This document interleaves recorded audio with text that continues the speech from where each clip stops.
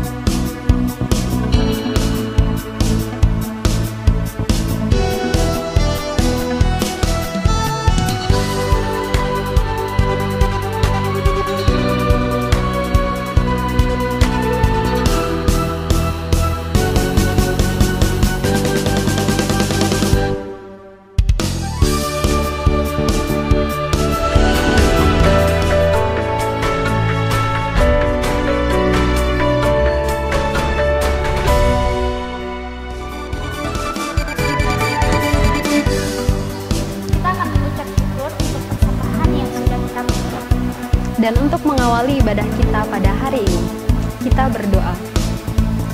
Tuhan Yesus, Bapa yang baik, kami sungguh bersyukur Tuhan atas kebaikan Tuhan dalam hidup kami. Kami juga sungguh bersyukur Tuhan untuk berkat yang Tuhan berikan kepada kami Bapa, sehingga kami juga boleh memberikan persembahan untuk pelayanan di Gereja Dayak Borneo ini ya Tuhan. Kami juga berdoa Bapa, agar kiranya persembahan ini Tuhan boleh dikelola dengan baik ya Bapa, sehingga dapat menunjang pelayanan di gereja ini ya Bapa.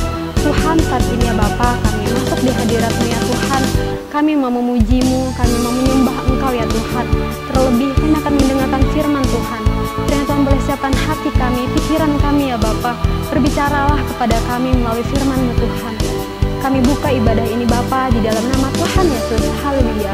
Amin.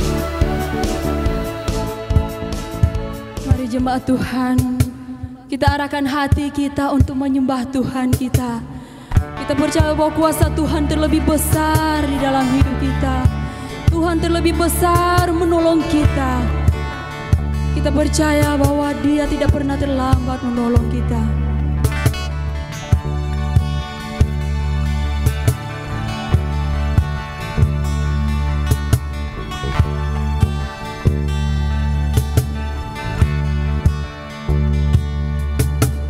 Hanya Kau Tuhan penolongku,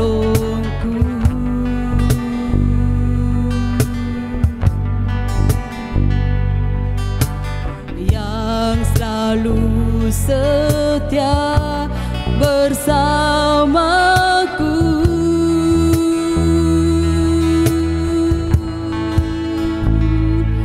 Kasih-Mu yang sanggup mengubah kehidupanku. Sungguh ku berserah, sungguh ku percaya kuasa-Mu terlebih besar. Tuhanku terlebih besar. Tak pernah terlambat janji-Mu ya Tuhan menolong hidupku. Kuasa-Mu terlebih besar. Tuhanku terlebih besar. Tak pernah terlambat janji-Mu ya Tuhan pulihkan hidupku.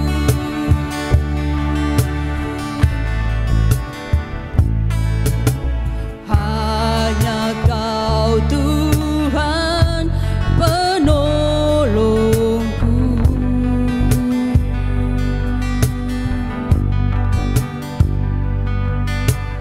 Yang selalu setia bersamaku.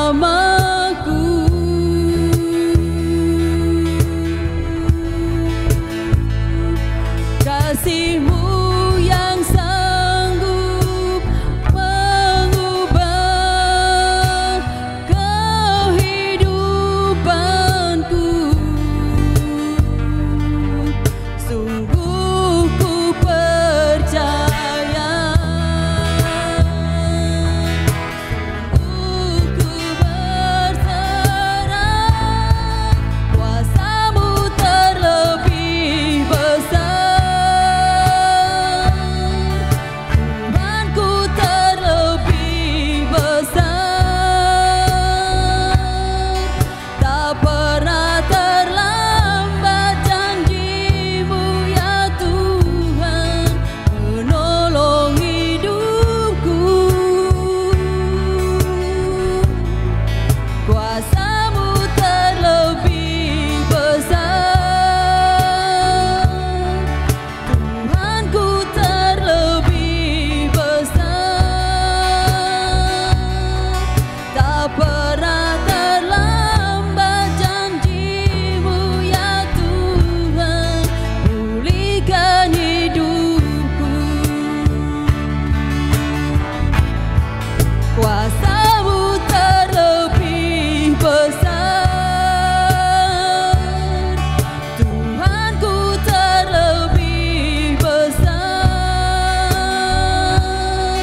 Tak pernah terlambat janji-Mu ya Tuhan menolong hidupku. Kuasa-Mu terlebih besar. Tuhanku terlebih besar. Tak pernah terlambat janji-Mu ya Tuhan pulihkan hidupku.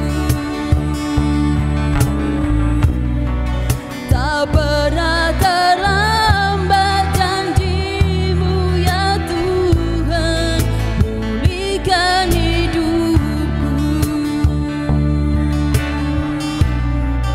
Tak pernah terlambat janji-Mu ya Tuhan pulihkan hidupku.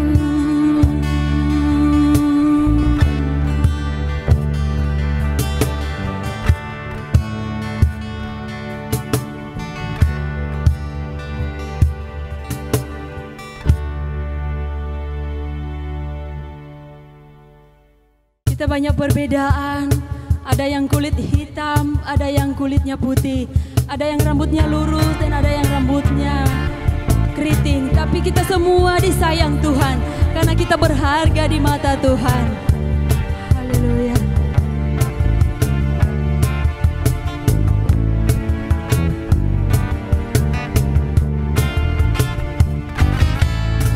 Hitam atau putih, kulit hitam, kulit putih, hitam atau putih, rambut lurus, rambut keriting, semuanya, semuanya disayang Tuhan. Hitam atau putih, kulit hitam, kulit putih, hitam atau putih, mata bulat, mata sipit, semuanya, semuanya disayang Tuhan. Tuhan Yesus mengasihimu, Tuhan Yesus mencintaimu, tanpa memandang suku bangsa, semua berharga di mata Tuhan, di mata Tuhan. Hitam atau putih, kulit hitam, kulit putih, hitam atau putih, rambut lurus, rambut keriting, semuanya, semuanya disayang Tuhan. Hitam atau putih, kulit hitam, kulit putih, hitam atau putih, mata bulat, mata sipit, semuanya, semuanya disayang Tuhan. Tuhan Yesus mengasihimu, Tuhan Yesus mencintaimu, tanpa memandang suku bangsa, semua berharga di mata Tuhan, di mata Tuhan.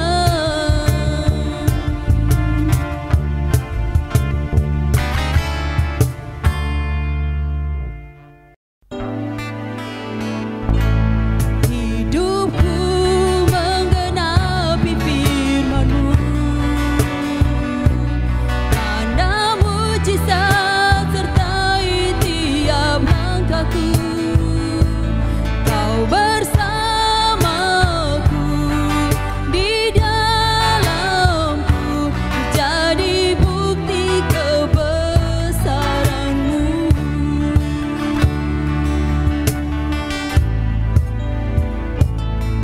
Tuhan, Kau sempurna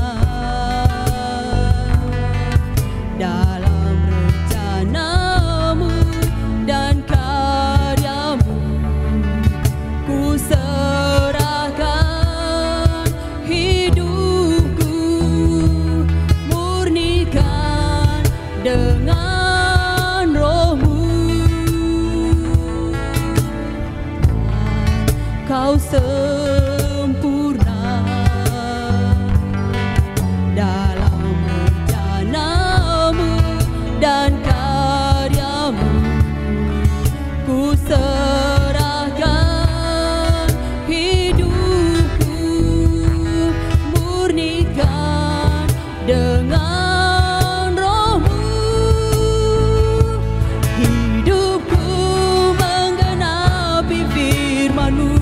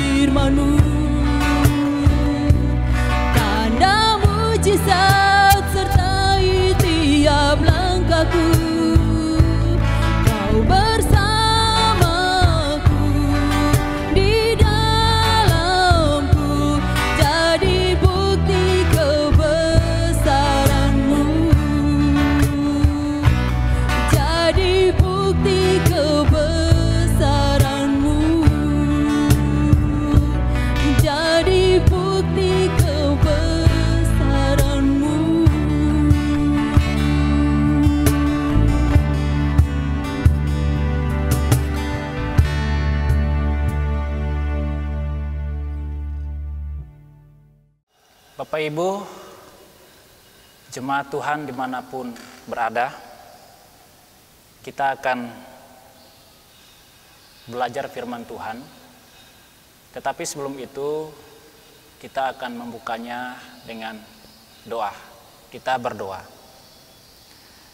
Bapa di surga, kami bersyukur kepadamu karena pada kesempatan hari ini Tuhan masih berkenan memberikan kehidupan ini kepada kami, dan secara khusus kami dapat berkumpul kembali di tempat ini dalam rangka beribadah kepada Tuhan.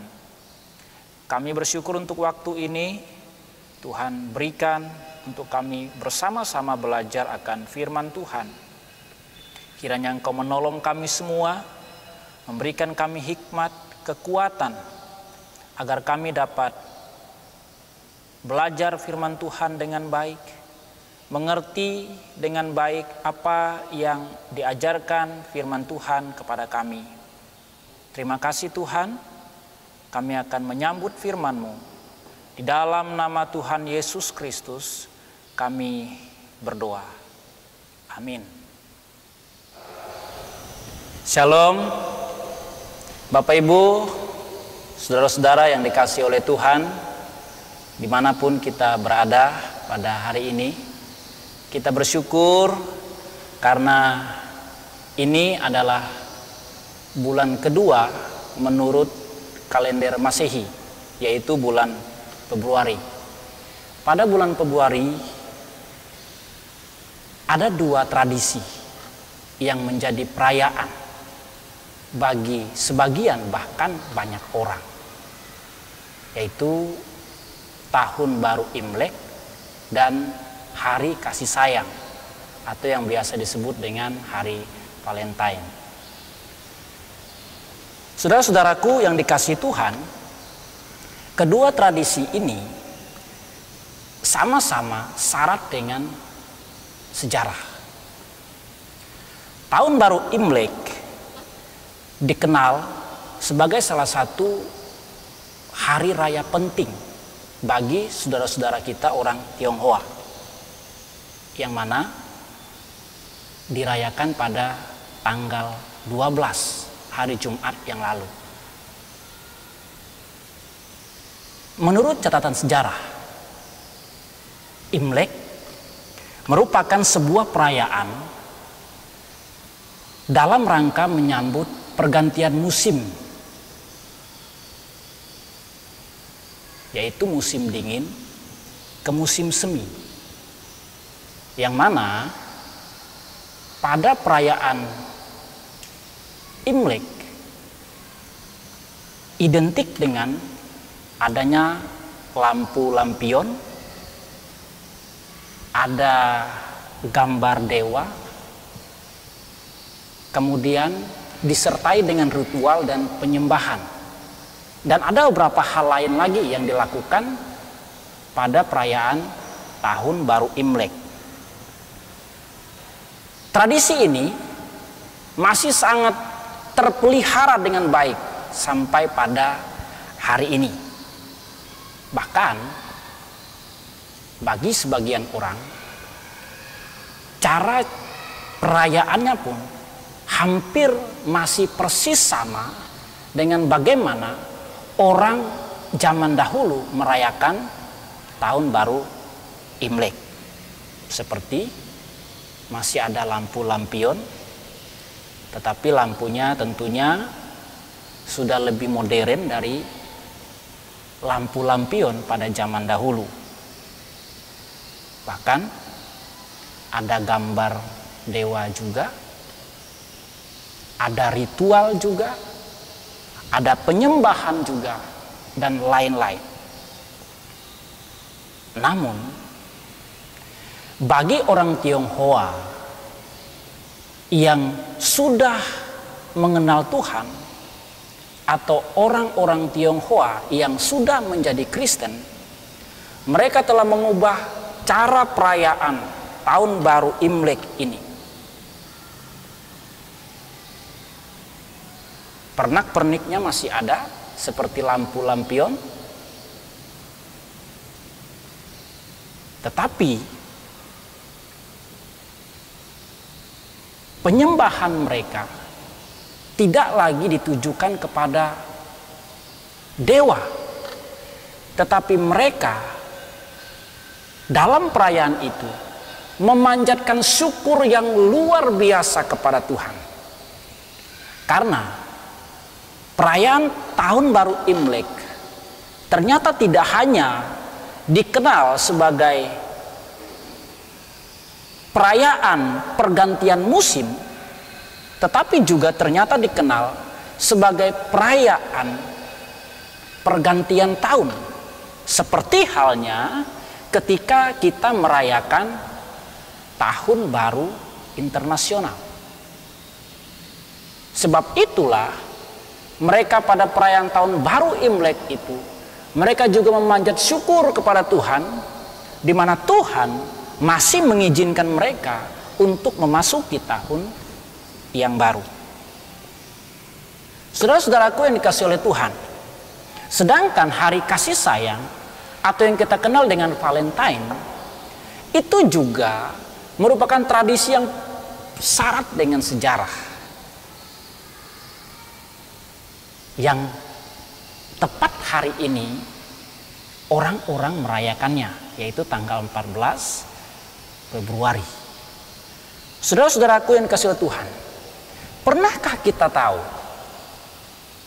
bahwa ternyata dalam sejarahnya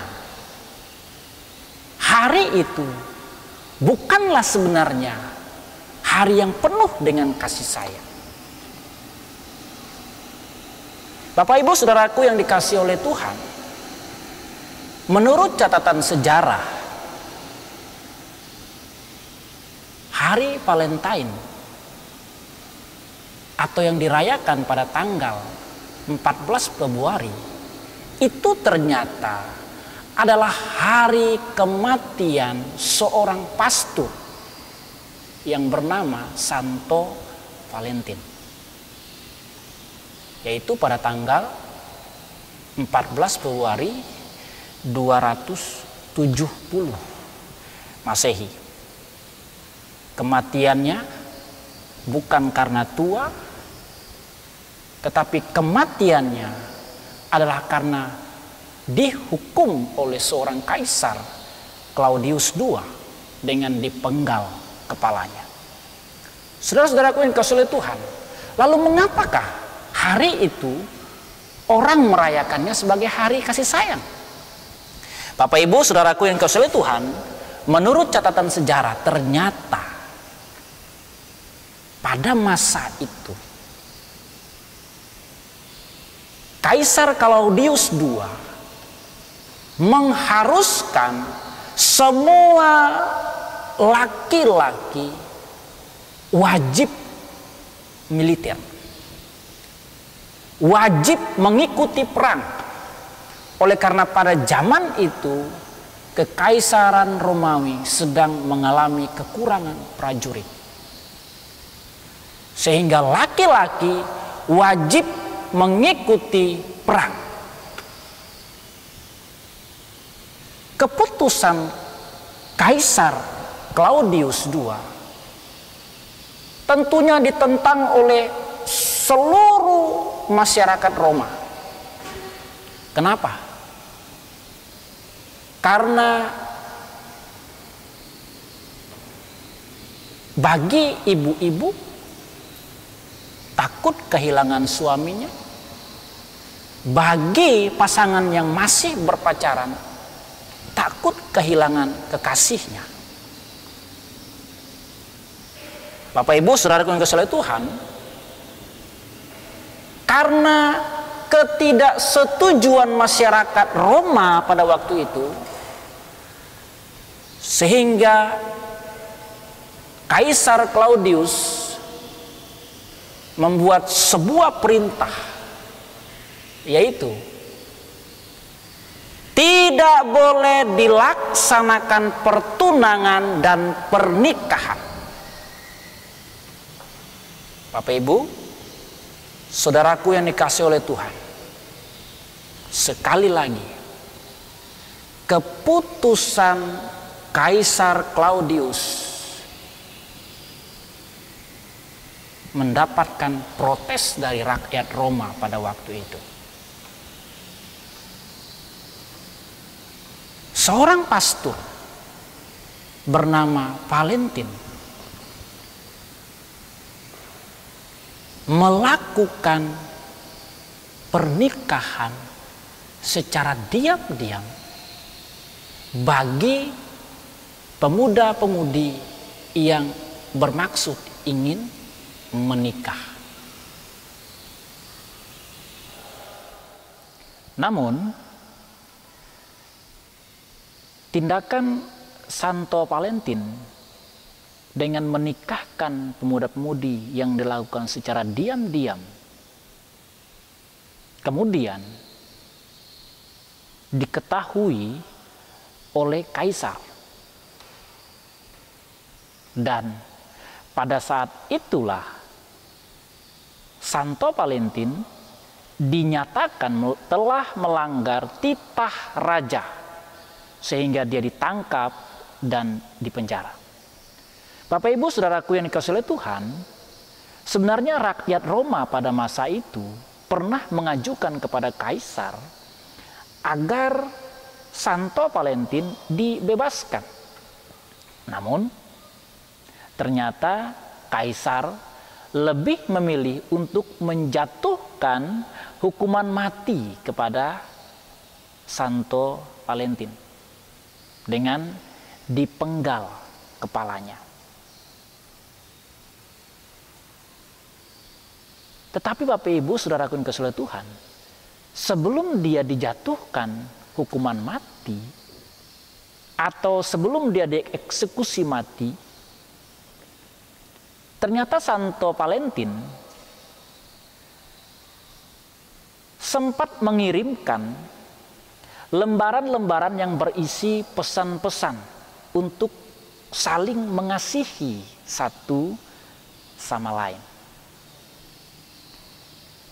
Maka itulah kemudian Gereja Katolik Roma pada masa itu untuk mengenang Santo Valentin menetapkan tanggal 14 Februari sebagai Hari Valentin, yang kemudian juga diikuti oleh seluruh dunia. Hari Valentin itu sebenarnya menggantikan hari raya Lupercalia. Hari raya Lupercalia itu adalah hari raya di mana orang-orang biasa melakukan persembahan kepada Dewi Cinta atau Dewi Kesuburan Wanita yang dilaksanakan setiap tanggal 13 Februari. Namun karena sebagian golongan Katolik Roma menganut paganis atau tidak percaya kepada hal-hal mistis, sehingga ketika gereja pada waktu itu menggantikan hari Lupercalia itu dengan Valentin, mereka tidak keberatan. Namun berjalannya waktu, hari Valentin kemudian dihapus dari kalender gereja Katolik Roma karena menganggap bahwa hari raya yang sudah ada itu banyak, sehingga tidak perlu lagi ada hari raya baru di kalender mereka. Saudara-saudaraku yang dikasihi Tuhan, itulah sejarah singkat tentang dua perayaan atau dua tradisi yang ada pada bulan ini. Nah, bagaimanakah kita orang Kristen menyikapi dua tradisi itu? Bolehkah kita orang Kristen merayakannya? Mari kita membuka Alkitab dalam kitab Kolose pasal yang kedua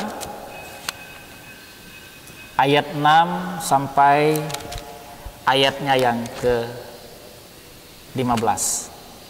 Saya akan membacakan firman Tuhan ini untuk kita. Firman Tuhan berbunyi demikian. Kepenuhan hidup dalam Kristus. Kamu telah menerima Kristus Yesus Tuhan kita. Karena itu hendaklah hidupmu tetap di dalam Dia. Hendaklah kamu berakar di dalam Dia dan dibangun di atas Dia. Hendaklah kamu bertambah teguh dalam iman yang telah diajarkan kepadamu, dan hendaklah hatimu melimpah dengan syukur.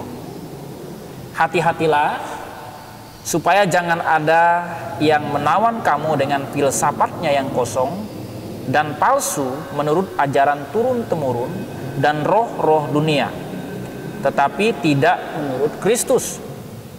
Sebab dalam Dialah berdiam secara jasmania seluruh kepenuhan kealahan, dan kamu telah dipenuhi di dalam Dia. Dialah kepala semua pemerintah dan penguasa. Dalam Dia kamu telah disunat, bukan dengan sunat yang dilakukan oleh manusia, tetapi dengan sunat Kristus yang terdiri dari penanggalan akan tubuh yang berdosa, karena dengan Dia kamu dikuburkan dalam baptisan, dan di dalam Dia kamu turut dibangkitkan juga oleh kepercayaanmu kepada kerja kuasa Allah yang telah membangkitkan Dia dari orang mati. Kamu juga, meskipun dahulu mati oleh pelanggaranmu dan oleh karena tidak disunat secara lahiriah, tetapi dihidupkan Allah bersama-sama dengan Dia sesudah Ia mengampuni segala pelanggaran kita, dengan menghapuskan surat hutang yang oleh ketentuan-ketentuan hukum mendakwa dan mengancam kita, dan itu ditiadakannya dengan memakukannya pada kayu salib. Ia telah melucuti pemerintah-pemerintah dan penguasa-penguasa dan menjadikan mereka tontonan umum dalam kemenangannya atas mereka.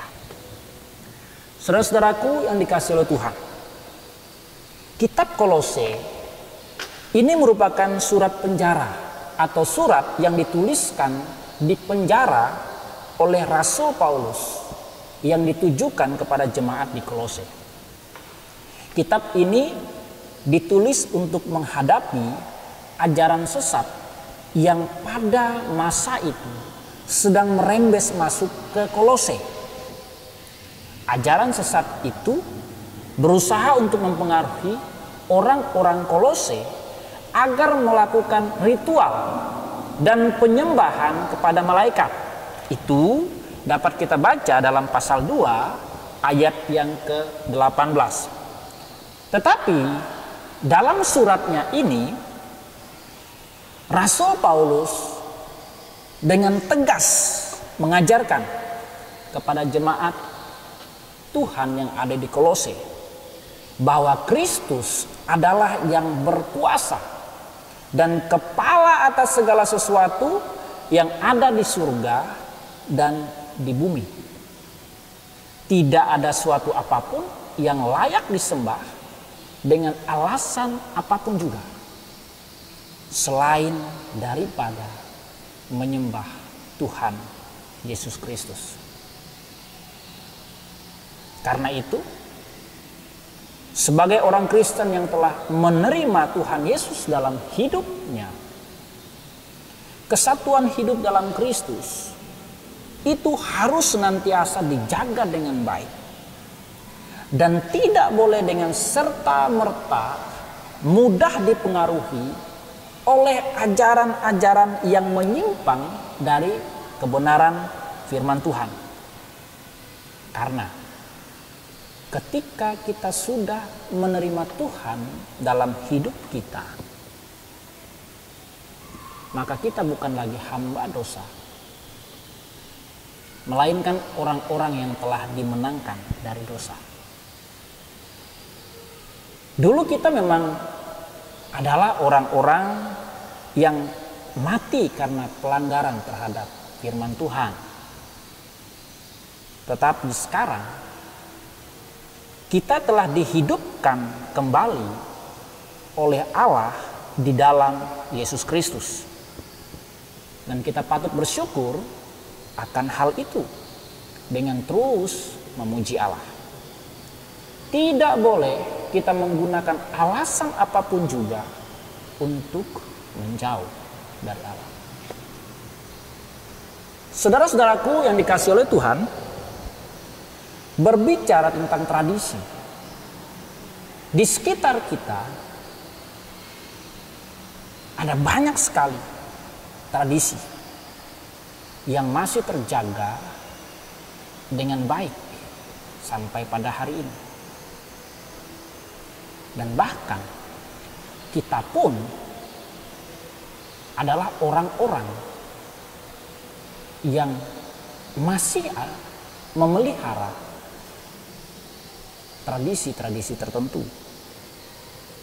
Tetapi Bapak Ibu Saudara yang dikasihi Tuhan, tradisi itu bukan berarti sesuatu yang tidak bisa diubah atau bahkan dihilangkan. Karena bagi kita orang Kristen, kita harus melihat tradisi-tradisi itu dengan ukuran firman Tuhan. Pada umumnya, tradisi-tradisi itu syarat dengan sejarah yang di dalamnya mengandung penyembahan berhala. Tapi bagi kita orang Kristen, apakah ketika kita merayakan tradisi itu, kita harus merayakannya persis seperti aslinya? Dalam Matius pasal 15 ayat 3, di sana Yesus pernah menghardik orang Farisi yang menganggap diri mereka lebih suci daripada orang lain, tetapi dalam menjalankan ibadah mereka, mereka tidak meninggalkan adat istiadat nenek moyang mereka yang bertentangan dengan firman Tuhan. Nah, ini jelas tidak boleh terjadi di dalam kekristenan. Karena kita tidak boleh melanggar ketetapan firman-Nya dengan lebih mementingkan adat istiadat. Saudara-saudaraku yang dikasihi Tuhan, saya rasa ketika kita merayakan Imlek yang identik dengan sebuah ucapan gongsi pacai yang artinya semoga sejahtera,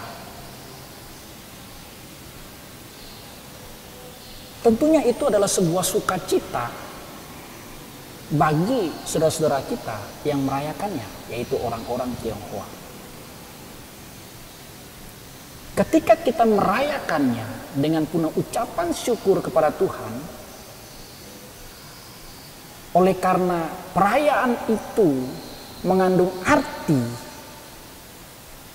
bahwa Tuhan masih menganugerahkan tahun yang baru bagi kehidupan kita, itu sah-sah saja. Yang menjadi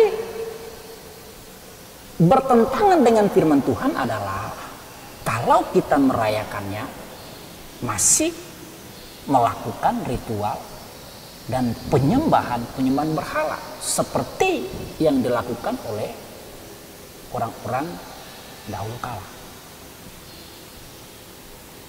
Tentunya bagi saudara-saudara kita yang merayakan Imlek, hari itu pasti hari yang penuh bahagia bagi mereka.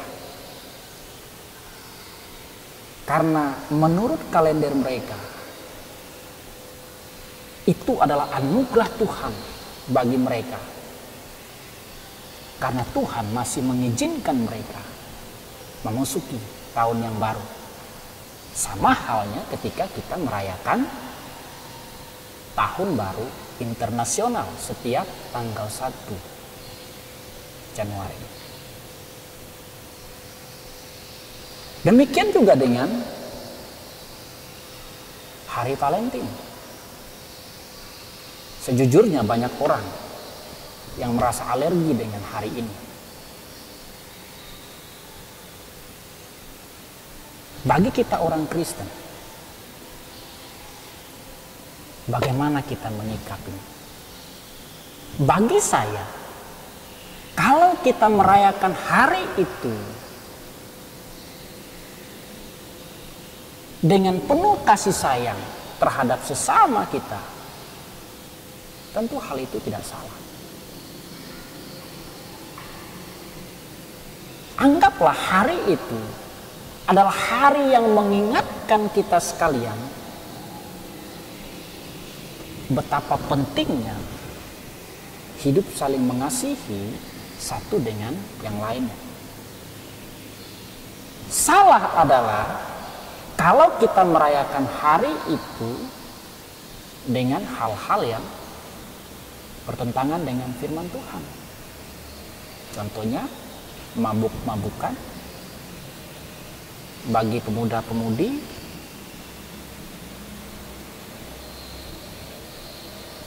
melakukan hal-hal yang tidak berkenan kepada Tuhan, pesta pora sampai berlebihan. Tentu itu adalah cara-cara yang salah. Artinya apa Bapak Ibu? Artinya adalah sebenarnya yang ditekankan oleh firman Tuhan kepada kita, jangan hidup di dalam dosa. Sebagaimana kita adalah orang-orang Kristen yang sudah menerima Tuhan dalam hidup kita, maka marilah kita menyadari hidup dengan baik-baik. Kita harus tahu dengan baik apa tujuan utama dari Tuhan ketika Ia mengizinkan kita hidup di dalam dunia. Bapak Ibu, saudaraku yang dikasihi oleh Tuhan, sebagaimana firman Tuhan mengajarkan kepada kita agar kita jangan memberi kesempatan kepada orang-orang yang mau menawan kita dengan filsafatnya yang kosong dan palsu, dan mau mempengaruhi kita dengan ajaran-ajaran yang sesat. Janganlah kita memberikan kesempatan kepada hal-hal itu untuk merusak kehidupan kita. Marilah kita menjalani hidup dengan lebih baik, dengan terus melakukan hal-hal yang membawa kemuliaan bagi nama Tuhan. Hal-hal yang tidak berkenan kepada Tuhan, mari kita belajar untuk menjauhkan itu. Dan marilah kita belajar untuk mau memberikan hidup kita sungguh-sungguh kepada Tuhan, dengan saling mengasihi satu dengan yang lain, dan tentu terlebih mengasihi Tuhan. Karena kasih kepada Tuhan, kasih kepada sesama, itu adalah dua hal yang tidak bisa dipisahkan satu dengan yang lainnya. Oleh karena itu, mari kita mempersembahkan hidup kita sungguh-sungguh kepada Tuhan.